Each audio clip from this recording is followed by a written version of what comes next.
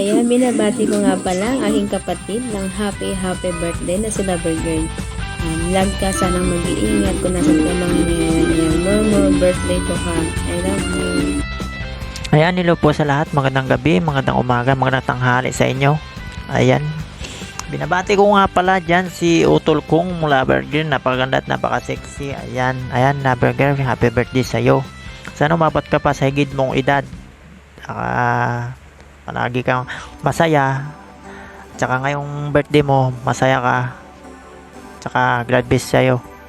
Palagi kang mag-ingat sa trabaho mo. Yan lang. Hi, Sissy Lover Girl. Happy birthday sa'yo. And wishing you a good health. And stay strong. Laban lang sa hamon ng buhay.